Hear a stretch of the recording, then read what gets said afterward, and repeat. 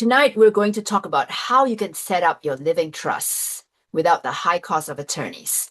But whether you choose to do it yourself or work with attorneys, you'll still learn a lot from tonight's webinar. First, we're going to start off with the 3 threats to your estate, because understanding those 3 threats will help you create a living trust that's robust enough to address those threats. Then we'll go over the 4 steps to creating your living trust and the options you have today to get that trust created. You'll also have a chance to consider if working with a certified estate planner like myself is one way you can get your estate plan done quicker and more affordably. I'll make sure to have time for Q&A, so you can either write down your questions or put it in the chat, okay? All right. I hope that's what everyone is here for tonight. Let's get started. So most of us spend our working lives baking this beautiful cake, creating our legacy for our children, our beneficiaries, not realizing that there are unwanted guests with forks in hand waiting to take bites of our cake. And if we're not careful, by the time it gets to our children, there may be a big piece missing or only a slice left, or by the time it gets to the grandchildren, just crumbs. Okay, so tonight, one of my goals is to show you how you can how you can preserve that cake, keep your legacy as intact as possible for your children, your beneficiaries. Who is trying to take big bites of your cake anyway? That's what I'm referring to as the 3 threats. All right. I want to introduce you to my mother-in-law, Alice. She's either doing the queen wave or she's showing off her manicure. I'm not sure. So unfortunately, we lost Alice during the pandemic. We all went to Texas for a beautiful memorial service, and my husband, her oldest son, was hoping to wrap up the estate after the memorial service while we're all there in Texas. And that was his first surprise because Alice had a will, but not a trust. And although the will named her eldest son as the executor, the court has to approve the executorship, which took 2 weeks. So there was nothing he could do when he was there because he wasn't an official executor yet. And until then, the assets were frozen. So he and his siblings had to negotiate, who pays for the memorial service, the final arrangements, the probate attorney, the court fees to initiate probate.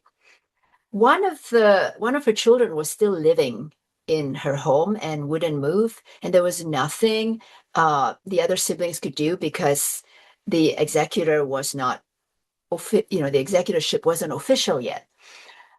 And she had 2 pages of personal items to people she loved, a special sentimental green quilt for this niece, a jewelry box for a granddaughter.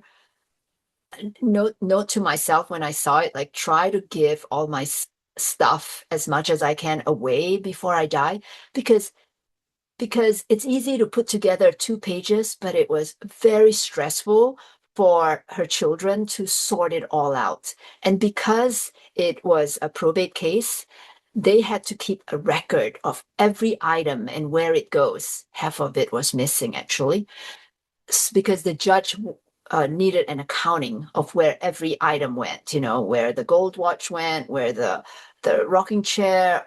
So it was a lot of administrative headaches, and that was just one of the many court reporting requirements. Her house took a while to sell because of all these delays. And so you remember during COVID, there was a very hot seller's market, but because of all these delays, the house couldn't sell quickly. And also it started getting run down because nobody wanted to put more money into it. And It took a while to wrap up. My husband had to make several trips there and miss some work time. You know what we found out? You've heard of Family and Medical Leave Act. If your parents or child or spouse is sick, you can take paid time off work under the Family and Medical Leave Act. It's a federal law. It was shocking that if if that relative passes away, then that you don't have that family medical leave anymore. That's just for when they are sick. So just a trivial information for you. So this was a very horrifying experience for everyone, this probate, but we found out it wasn't just our situation. There are two ways for you to transfer your assets to your children and your beneficiary. The first way is through public court control process, also known as probate. Why is it court control? Because you're no longer around to sign off on your assets, so the court had to supervise it. The second way is through a private family contract, which is called the living trust. One is at the courthouse, and two is at maybe even the family living room where you had tea with mom, and it's a much warmer place to be talking about these issues. Here is a recent Forbes article about the tolls of probate. I just went through one example, but turns out that on average, it takes 20 months, almost 2 years, to wrap up probate. And all that time, the assets are frozen. The costs includes probate attorney fees, court fees, assessment fees, administrative fees, brokers' fees. The average, according to this Forbes article, is between 3 to 7%. So let me put that in real numbers. Say your estate is a nice round number of $1 million, and everything went smoothly in the probate. No family disputes, no mystery relatives showing up, no missing assets. So your probate hit the lowest number, 3%. 3% of $1 million is still $30,000. That's money that should go to a spouse's retirement or a grandchild's tuition, not to dear old Uncle Sam. That's threat number one, the delay, stress, and cost of probate. Threat number two is even worse. It's even more costly than probate. I think you'll agree. Threat number two is family fracture. You've heard of stories of families getting an inheritance, a good thing, right? And then suddenly you hear they're not talking to each other, the siblings are suing each other, and we say, oh, that's so sad. But that could also happen to us if we don't understand the causes of family fracture at a time like this. So let me just quickly go through them. First is probate.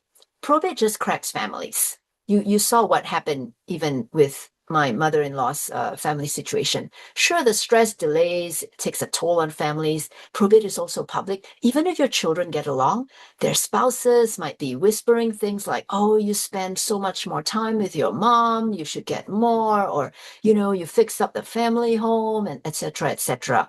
And all the court orders is cold and impersonal. It doesn't help. So definitely all these takes a toll on the family during probate.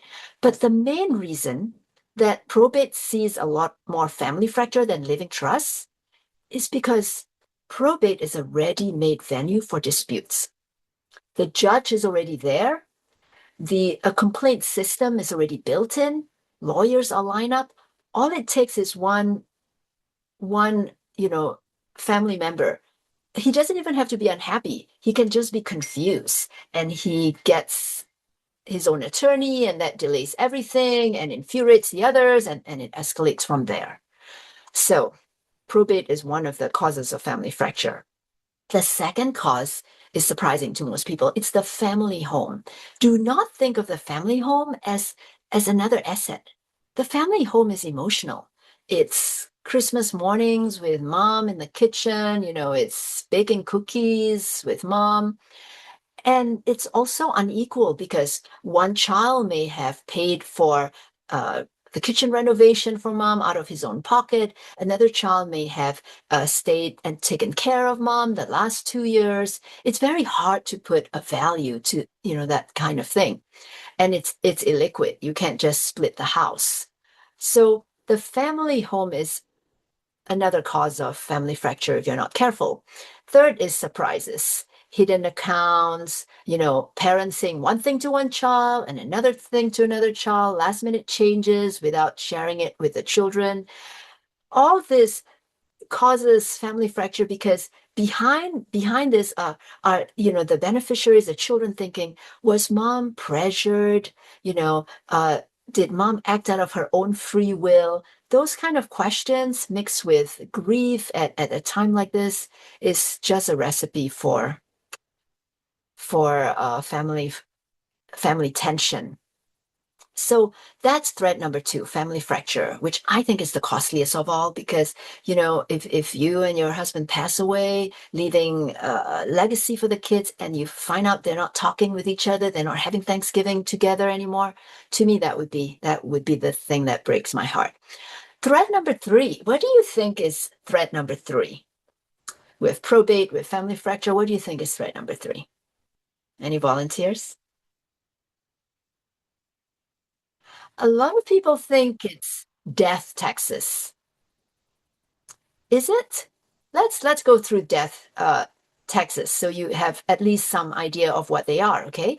First is the estate tax. That is the tax imposed on the person who passed away.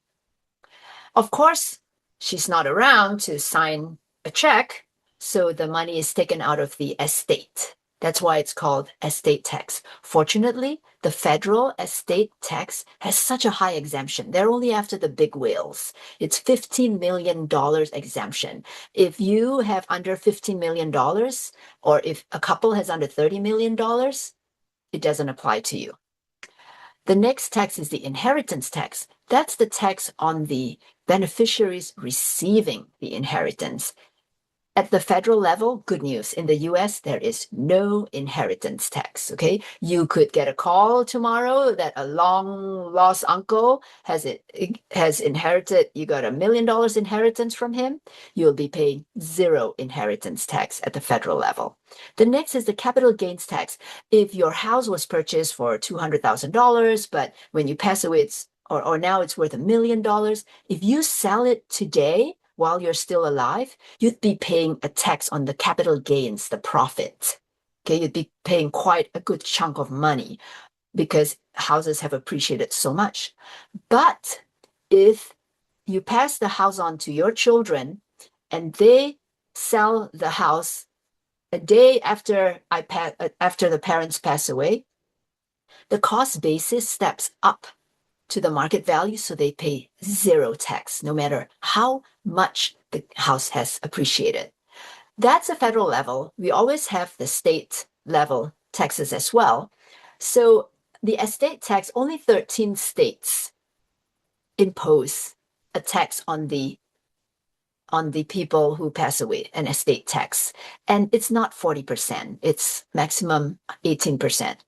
Inheritance tax, surprisingly, there are states that charge a tax on the folks receiving the inheritance, but most of them are if you are you're not the children. If you are the children, it's usually waived. The inheritance tax is usually waived for children, except for Pennsylvania and Nebraska. So I hope none of you live in Pennsylvania or Nebraska. And the capital gains tax also steps up.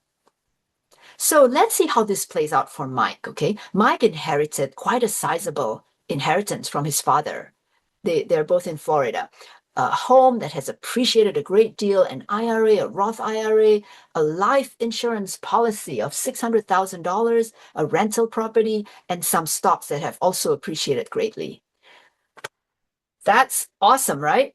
But Mike's first thought wasn't, yippee, I've struck the lottery. His first thought was, I'm going to be hammered with taxes. His total inheritance was $4.5 million. Let's see what his taxes, starting with the federal. Well, the federal has an exemption of $15 million. His $4.5 million isn't even a third of it. So no estate tax. Florida has federal level, we're talking about federal, sorry. No inheritance tax, zero. And capital gains steps up. What about the state level? Florida has no estate tax. Remember, only 13 states have an estate tax. And also no inheritance tax, no capital gains tax. So Mike inherited $4.5 million and his tax bill is zero. If he were unlucky enough to live in one of the states with estate tax, like my state, Massachusetts, we have one of the highest estate tax. Let's see how bad that gets. Okay. Massachusetts has an exemption of only 2 million. So anything above 2 million will get taxed 8%. All right. So now he's got 4.5 million. So his dad gets 2 million exemption. His mom gets 2 million exemption. That's 4 million.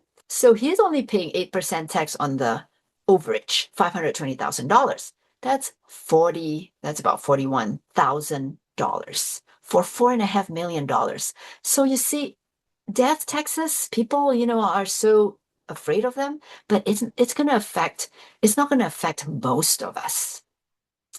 All right.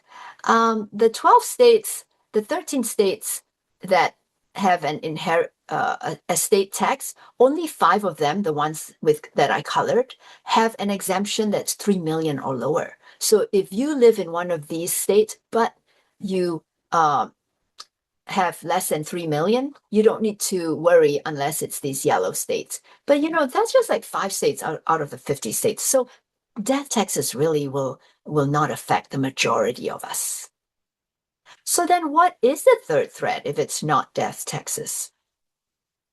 The threat number 3 is inheritance erosion. What do I mean? Suppose your estate made it through your estate escape probate, okay? You didn't have to go through probate. And your family is preserved. No fights. They still have Thanksgiving together. They're still talking with each other. And as I said, you also didn't get a big tax bill, if at all. So your estate makes it intact to your children, to your beneficiaries. Guess what? A new set of risks show up. That's what I mean by inheritance erosion. Let me go through them. Okay. Have you heard of the lottery winner's curse? Many lottery winners actually lose their winnings in a few years. Some are actually worse off than before they won the lottery because too much money too quickly without guardrails just make people do stupid things.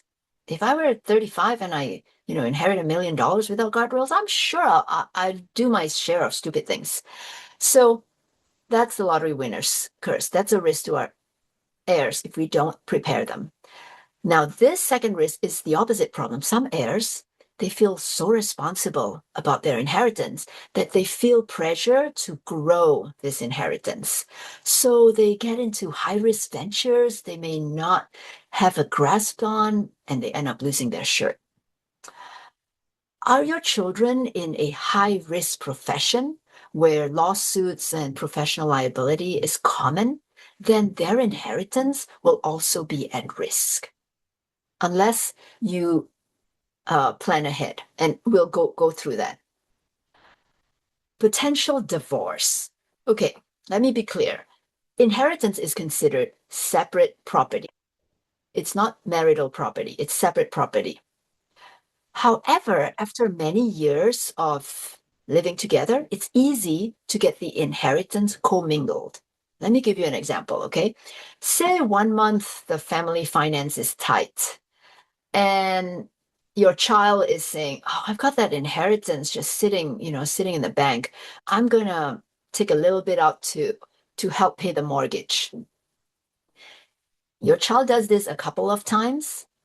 In the event of a divorce, the other party's attorney could claim that the inheritance is a marital asset because it was used to support a marital property, the house.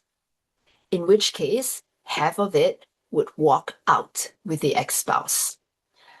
Heirs passing away. I put this here when I heard this story about a young man who inherited quite a sizable amount from his parents when they pass away.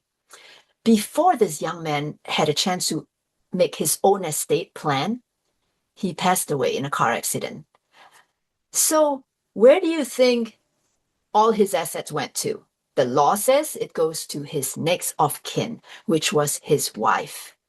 2 years later, his wife remarried, had a new family. In essence, this young man's inheritance completely left the bloodline. This chart is data from 3,200 families that shows that by the second generation, only 30% of the inheritance is left, and by the third generation, only 10%. So my illustration of a beautiful cake that's with only a slice left and maybe crumbs by the third generation is not really an exaggeration. If there was one simple thing you could do to safeguard your legacy from probate, family fracture, and inheritance erosion, would you do it? My guess is you would, right? Well, no prize for guessing. I think you know that that answer is the living trust. But how does a living trust exactly protect you? Those three ways. So let me go through them. Because a well-designed revocable living trust not only protects you against probate, it keeps the family whole and it preserves your children's inheritance.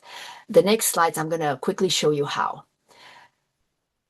First, why is probate triggered anyway? How is probate triggered? Probate is triggered when we die with assets in our name.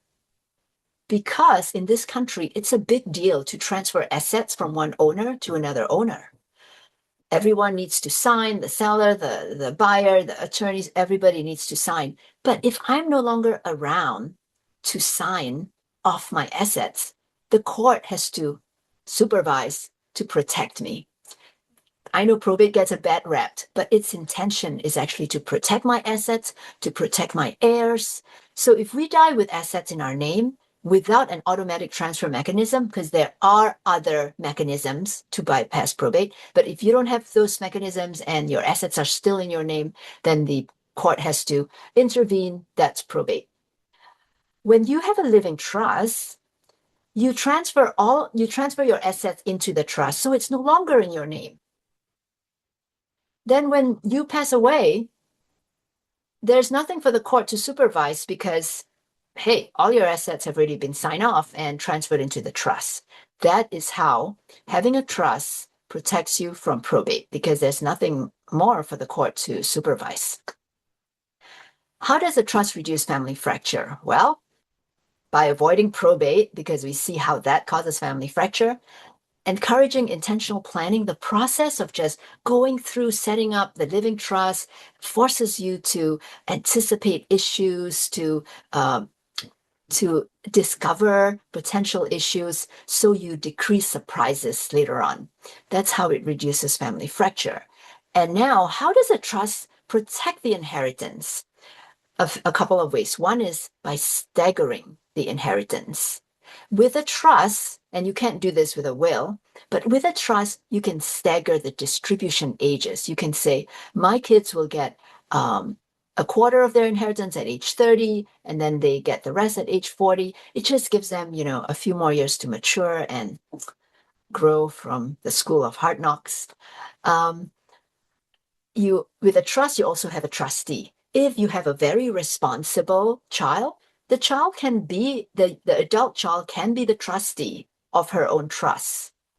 Otherwise, it could be an older, wiser relative, an uncle, or it could even be a commercial trustee. Now, one thing I want to point out that even before the children reach those distribution ages, before they reach those ages, it doesn't mean that they have zero access to the trust assets.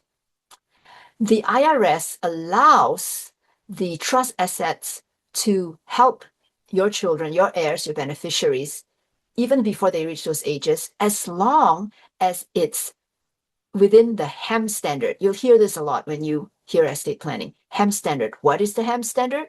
It means any need that is related to health, that's the H, education, that's the E, maintenance and support. So if they have a medical condition or they decide to pursue a master's degree, or if they lost their job and they just need some funds to tie them over, the trustee will be allowed to use trust assets to help the beneficiaries. Okay. So you have the best of both worlds. Before they reach those ages, they still get help, but otherwise it's protected from all the things we talk about. Okay.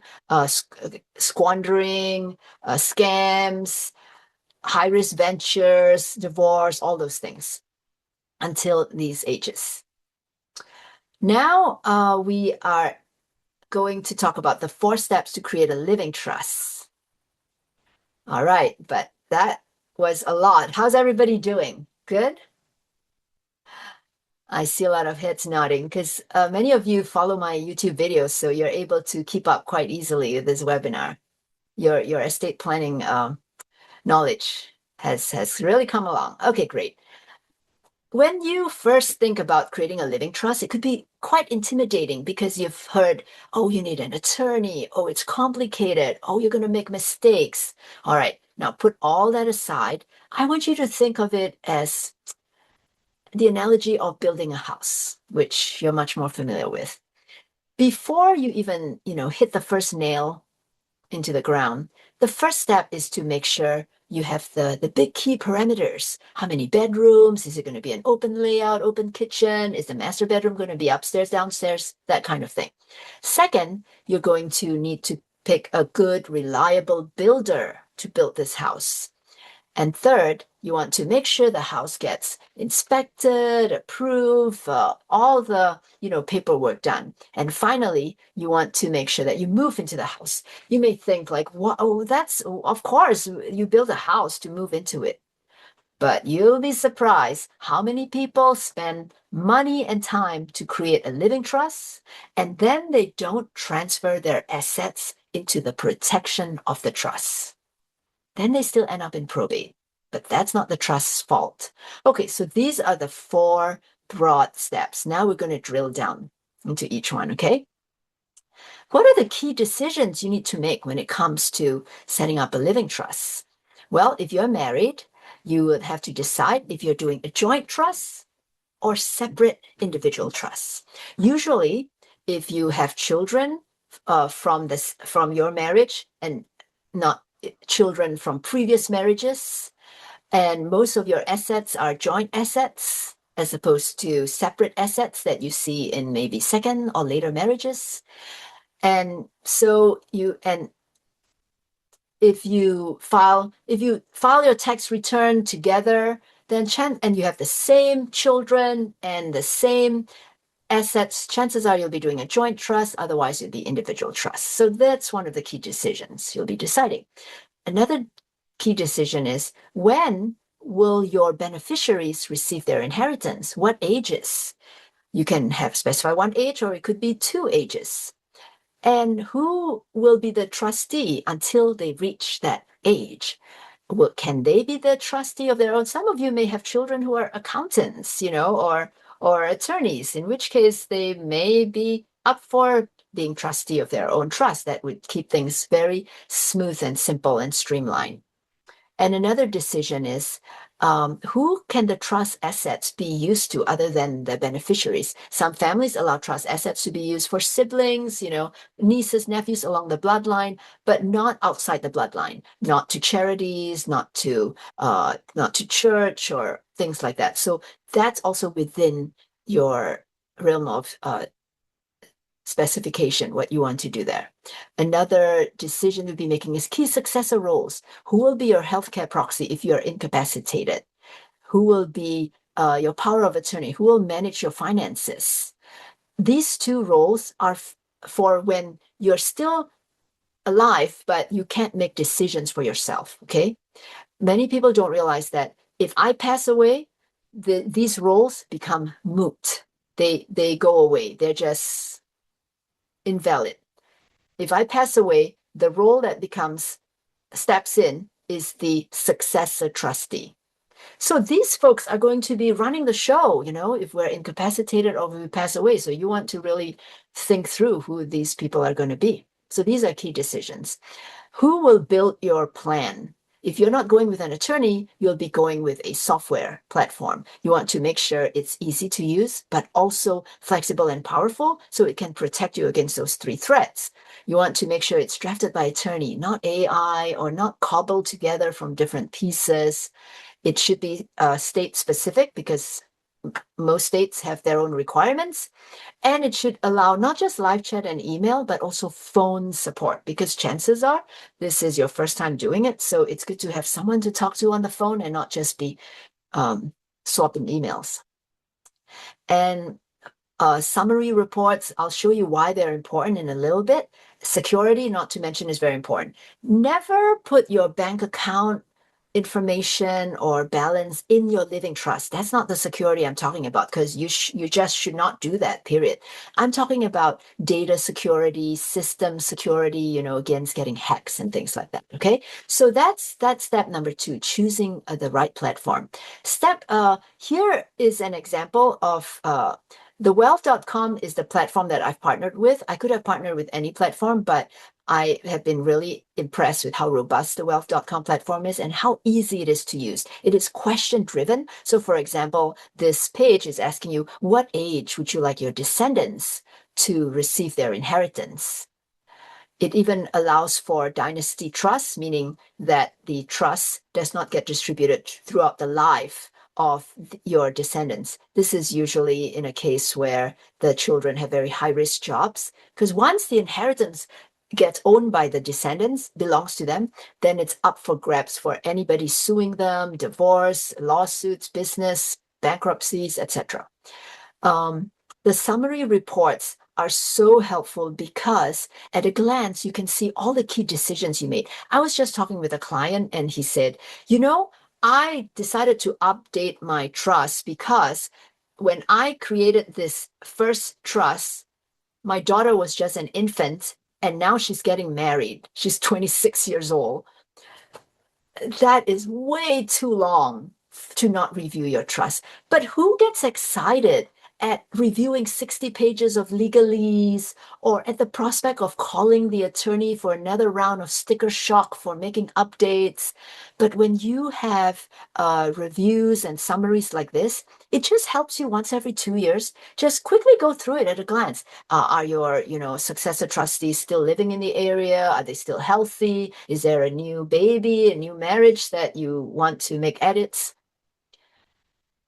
A signature checklist is very important. So if the software provides that, it's just extra assurance for you to know that for your state, what are the documents that require signatures, witnessing, and notaries? Because a lot of times when DIY, do-it-yourself trusts fail, it's because it wasn't signed or notarized according to the state's requirement. So it's very important to follow the signing instruction, like for certification of trust, who needs to sign it and whether it needs to be notarized or not. And this is a hack that I tell my clients before you go to the notary's office. So don't sign your document until you're at the notary's office, but tag your pages. You don't want to be at the notary's office flipping through 60 pages of legalese. That's how you are going to miss, a page or two. All right. Now the 4th step is funding the trust, which is, I already previewed for you. It's transferring the title into a revocable living trust so that when you pass away, they're not still in your name and requiring probate. 2 things I want you to know about transferring titles. While you're alive, you are still the boss. This is a revocable living trust. You can take assets out of the trust. You can take your house and refinance it. You can even sell it. You can buy another property and put it in. You can dissolve a bank account or, a brokerage account. You are not the owner anymore. It's not in your name, but you're the trustee. You're the grantor, you're the trustee, you're the beneficiary. So you can still do all those things. So that's one important thing to know about revocable living trust. The second thing I want you to know about revocable living trust is that not everything belongs in a trust. Some people think, oh, now that I have a trust, I'm going to put all my assets into the trust. No. If you put an IRA or 401k into you retitle it into a trust, the IRS considers that a withdrawal. That means taxes, withdrawal of taxes. You do not put life insurance, you do not retitle into the trust. You can make the trust a beneficiary of the life insurance, but you don't want to retitle the life insurance into with the trust name. Motor vehicles, there's some controversy there, but I'm with the camp that you don't put motor vehicles in a trust. Why? Because if you're ever in a car accident and the other party finds out that your car belongs to a trust, they immediately think like deep pockets, ka-ching, ka-ching. And then they decide to sue you when before they wouldn't bother. And a lot of cars, a lot of folks give up their cars really when they get into their 80s, or later years. And even if they decide to keep it, usually the RMV, the Registry of Motor Vehicles, provide an easy way to transfer a car to a child or to a relative when the owner passes away. So I don't recommend putting the car in the trust. Personal items like furniture, fur coat, watch, things like that, you don't want to put it in, you don't want to list it inside the trust because if you decide to sell the watch or you decide to give your furniture away, then you have to update the trust. So you put it in a special attachment called the property memorandum. I know this is a lot of information, but I just want to give you this concept that not everything belongs in a trust. And finally, bank accounts and brokerage accounts. If you decide to do a payable on death or transfer on death, what is that? That's just designated beneficiaries. That's what they call it for bank accounts and brokerage accounts. But it's just like the IRA where you name a beneficiary. And why do some people choose to do that? Well, because maybe they want their children to have funds right away for final arrangements, or because it's not a big brokerage account and they want to give it to a nephew. It's so much easier to just name the nephew as a beneficiary as opposed to making all kinds of rules in the trust. So if you are using POD or TO, then you don't want to put it in the trust. They're mutually exclusive. But if you're not using those, you must put them in the trust. Okay, now, just because they don't belong in a trust doesn't mean you can forget them, okay? You have to make sure you have another mechanism to avoid probate. That includes designating beneficiaries and backups. So many people forget to list backups.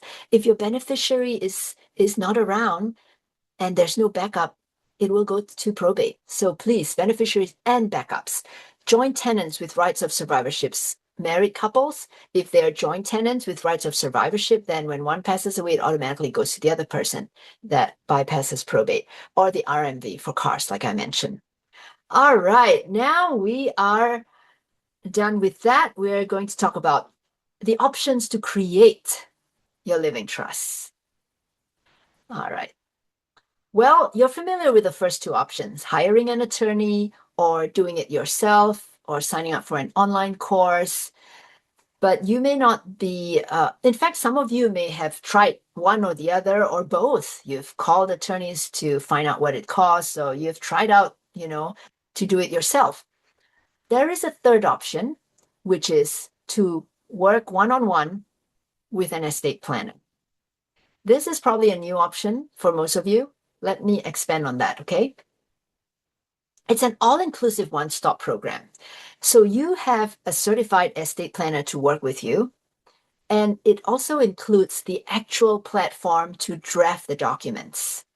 I will not be drafting the documents. I am not an attorney, but as a certified estate planner, I will be guiding you to go through the wealth.com platform to create the documents for your specific situations, and a library of shortcuts, checklists that will save you time from having to do research or to look up Google. So the benefit of this program is that you don't have the high cost of attorneys, but you're still getting one-on-one support for your specific situation that you won't get doing it yourself. This is a typical client engagement for the one-on-one estate planner. It's about 4 to 8 weeks. First, we start with a one-on-one onboarding. By the end of the onboarding, you'll have a draft of your living trust. This is very goal-oriented, very hands-on. We're not just trying to pump you with more education, more information. We want to get your estate plan done, which includes these 4 documents here. So next, you're going to review and finalize the estate plan. We intentionally don't want to finalize it the first meeting because it really needs to be, reviewed, discussed with your family. You want to ruminate on it. And then when you finalize your plan, is funding the trust, deciding what assets to transfer into the trust, and we will be meeting to go over the guidelines because the way you transfer a house into a trust is quite different from the way you transfer a crypto account into a trust, for example. So this is the process, and the goal is to get these 4 documents done: your living trust, your pour over will, which is something that accompanies the trust. So if there are any assets you forget to transfer into the trust, it tells the judge your intention is to pour it over. And the other 2 documents, your healthcare directive, power of attorney, is in the event of incapacity. If you can't speak up for yourself, there'll be someone to speak on your behalf on medical issues and financial issues. Let's talk about costs because it's a real barrier. A lot of families know how important it is, but oftentimes they pick up the phone and they get a quote from an attorney and they're like, oh, maybe we'll do this next year. So I know causes a thing, a real thing that needs to be discussed. Let's go over the options. For sure, don't just do nothing, right? Because probate, even if you have $1 million, 3% of that is $30,000. Attorneys, depending on where you live, to get all those 4 documents done, it could be $3,000 to $5,000. Do it yourself. You will have to settle on a software. Definitely don't go to ChatGPT or Gemini and say, create, a living trust for me. You will have to rely on the software platform, and they cost $500 to $600 with 30 days. So you have 30 days to get everything done. Okay. So beyond 30 days, they do offer an extension for a fee. So considering that working with an estate planner includes the one-on-one guidance and the platform and the library of resources, what would be a reasonable investment for that option, you think? I have a quiet group today. Well, a couple of clients told me that the biggest after they went through the working with the estate planner and then going through the wealth.com, they said the biggest value they got out of the exercise was their growth in understanding estate planning concepts. Very different from just leaving the attorney's office with a leather binder and just hoping that the attorney really understood and captured what you really wanted.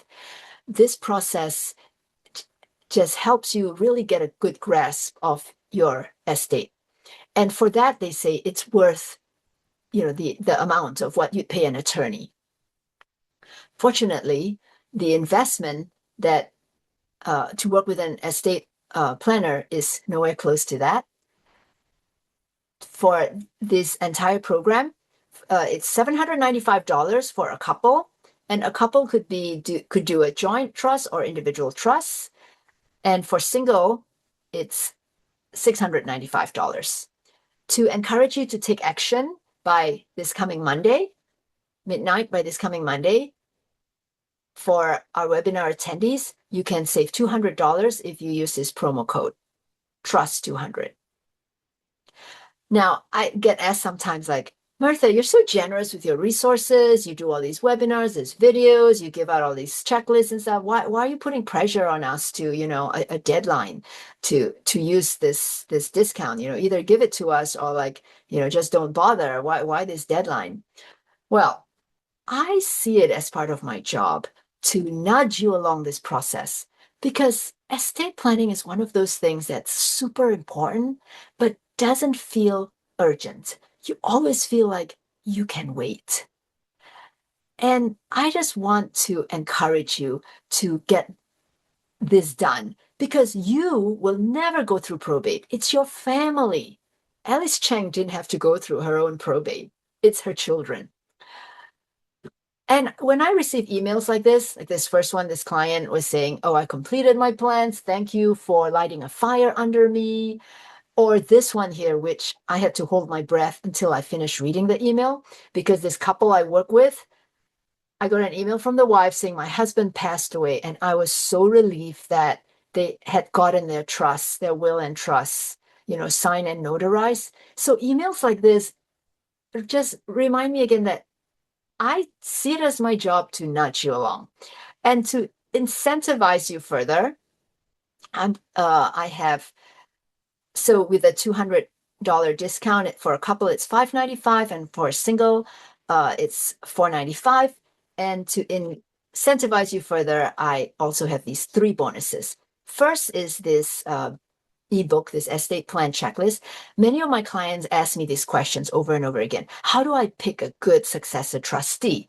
Like what assets should go into the trust and what shouldn't? What is the steps of transferring, this asset into the trust? So I decided to compile it all into this booklet that you will have access to. Bonus number 2 is lifetime unlimited edits. Not 30 days, not 60 days. I have to chuckle when I remember one of my clients telling me that he had to pay for the those other platforms with the 30 days twice because 2 times he procrastinated and exceeded the expiration date. But with this bonus, 2 years down the road, you have a new baby, a new daughter-in-law, you can simply log back into the system and make edits. And bonus number 3 is a complimentary wealth.com account. This is, I don't know if you realize what an amazing bonus this is. It's almost like buy one, get two, because if you have a relative, a friend, a neighbor who still thinks that a will is what it takes to bypass probate, you could give them this a complimentary wealth.com account. They will have all the resources, all the bonuses, and the lifetime unlimited edits to create their own living trust. The only condition is that you will only get this bonus after you complete your own estate plan documents, because I don't want you to get too excited helping someone and not getting your own plan done. So to sign up for the program, the website is estateplanpartner.com. When you go to this website, you will choose whether you're doing the individual or the couple. And after you make your choice, you will get a payment page. Don't forget to enter that promo code TRUST200 right here. So you get the $200 off. And after that, it will ask you to book an onboarding session with me where I will be working with you one-on-one to get a draft of your living trust. Let's see what else. That's really is the summary of the program. With you get one-on-one support. The wealth.com platform is included, and the library of resources. The bonuses are the checklist book, the 53-page checklist book, lifetime unlimited edit, and a complimentary wealth.com account.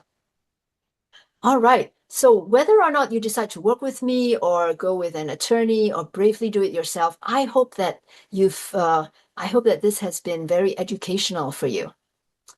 So now we can open up for questions.